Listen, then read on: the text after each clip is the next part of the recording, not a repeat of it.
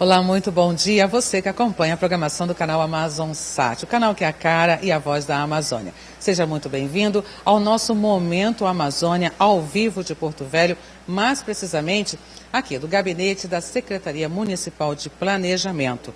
Nosso assunto desta semana, cheia do Rio Madeira. O nível está entre redução e aumento. Uma redução um pouco alta, da segunda-feira passada, do dia 31 de março ao dia 8, de 20 centímetros. Mas de ontem para hoje, esse nível timidamente voltou a se elevar por 4 centímetros. O nível atual é de 19 metros e 53 centímetros. Vamos conversar agora com o secretário municipal de Planejamento do município de Porto Velho, Jorge Elahá. Vamos saber, Jorge, primeiro seja bem-vindo ao nosso canal AmazonSat, ao nosso programa Momento Amazônia. Bom dia para você. E gostaria que você respondesse numa breve análise, os impactos negativos em dados financeiros hoje provocados pela cheia do Rio Madeira. Bom dia, Wagner. Bom dia a todos que nos ouvem. A enchente desse ano do Rio Madeira, ela de fato tem uma singularidade por ter alcançado valores recordes em termos de cota do rio, uma vez que a cota mais alta alcançada foi em 97, no dia 9 de abril, que foi de 17 metros e 52 centímetros. E esse ano, a cota mais alta registrada foi no dia 31 de março, de 19 metros e 74 centímetros. Nesse período todo de enchente, nós tivemos vários prédios públicos afetados, uma série de residências que foram alagadas e até estão submersas, e muitos prejuízos na área privada. Quando nós decretamos o estado de calamidade, a percepção do município era que nós tínhamos alcançado, em termos de prejuízo na área pública, o valor de 101 milhões de reais. E na área privada, um prejuízo de 330 milhões de reais. Esse prejuízo não significava ou não significa que a prefeitura tenha gasto isso, mas seriam os recursos necessários para recolocar a economia na mesma posição que estava antes das enchentes de 2014. Então, essa era a posição em 27 de fevereiro, quando foi decretado o estado de calamidade. E agora, no dia 15 de março, numa reavaliação que foi feita com a elevação progressiva do nível do rio, da decretação do estado de calamidade até o pico da cheia, nós chegamos a um valor de prejuízo público de 172 milhões, e na área privada alcançou 857 milhões de reais. Se nós fôssemos somar os dois prejuízos, nós alcançaríamos a cifra de 1 bilhão e 29 milhões de reais, isso em 15 de março. Falta refazer a avaliação agora para o fechamento de março, para nós sabermos efetivamente qual o real prejuízo que nós estamos hoje vivenciando na atual situação da cheia de Porto Velho. Agora, os prejuízos mesmo só poderão ser visualizados na vazante completa, ou seja, quando o rio voltar ao seu nível normal. Quais as ações pós-cheias, o planejamento para essas ações no auxílio às comunidades, ao município como um todo? A programação com relação ao pós-cheia, ela não é feita pela Secretaria de Planejamento, ela é feita por uma ação integrada das diversas secretarias sob o comando do prefeito Mauro Nazif. O prefeito é o comandante do trabalho de reconstrução e as várias secretarias compõem peças em forma de 8 câmaras que nós temos que discutem o processo de reconstrução. Existem 2 eixos da reconstrução, um eixo social e um eixo estrutural. No eixo social estão colocadas 4 câmaras, uma câmara que discute apenas a questão de habitação urbana, discute os bairros, as alagações dos bairros e as soluções que podem ser aventadas para essa realidade.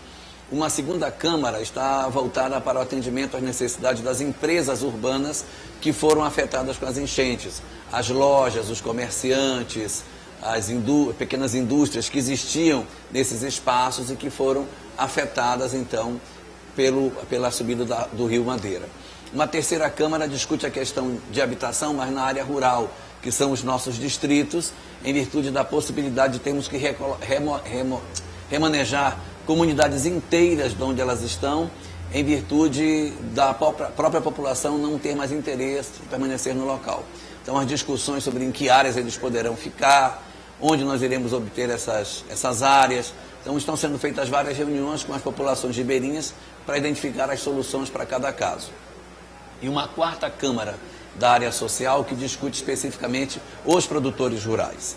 A produção rural, a questão da revitalização da nossa capacidade de produção agrícola, que antes da cheia era de 1.200 toneladas de alimentos mensais. Isso agora nós estamos reduzidos a praticamente nada, em virtude das cheias terem alcançado boa parte dos produtores rurais. 5.100 propriedades foram arrasadas com as águas das enchentes.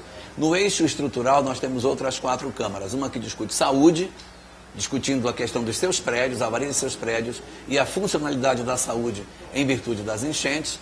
Uma segunda Câmara que discute a questão da educação, especificamente, sobre seus prédios, e a questão do ano letivo, transporte escolar e toda a funcionalidade da questão educacional. Uma terceira Câmara que discute os outros serviços prestados, que são aí a Estrada de Ferro Madeira Mamoré, o Mercado do Peixe, o Shopping Popular, a Feira do Produtor, que são outros prédios públicos também afetados e que a gente precisa ter solução para isso. E uma quarta e última Câmara desse segundo eixo, que é a parte de infraestrutura, que discute a recuperação das estradas vicinais, das ruas da cidade, o reasfaltamento, a questão de um muro de contenção e todas as ações de infraestrutura para evitar a recorrência desse fenômeno no futuro, caso uma enchente dessa mesma natureza venha a acontecer novamente.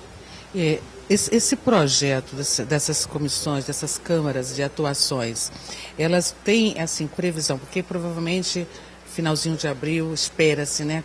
Comecinho de maio, inicia a vazante, o nível do rio volte ao normal. Há uma expectativa para que todas essas ações sejam realizadas e que possamos dizer assim, e tudo volte ao normal?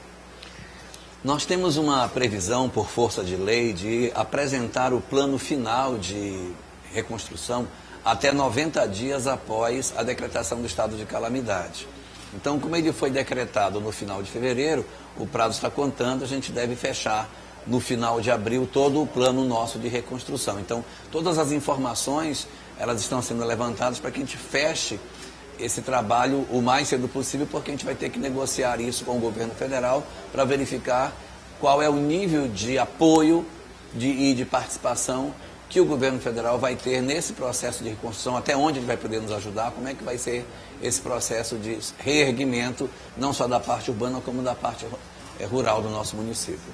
Elahá, agradeço a sua participação e antes de terminar esse bloco, eu gostaria que vocês, o cidadão Elahá, ele está satisfeito com a atuação da prefeitura frente à cheia inesperada em Porto Velho?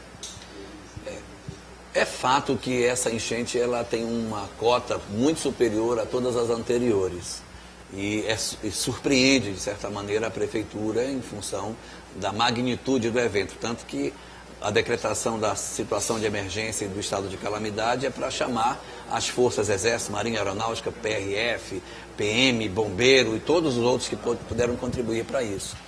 Mas, apesar da magnitude desse evento, nós, na prefeitura, ficamos muito satisfeitos porque o prefeito, quando houve o início dos nossos trabalhos, nos deu um único comando. Só tínhamos uma meta: salvar vidas.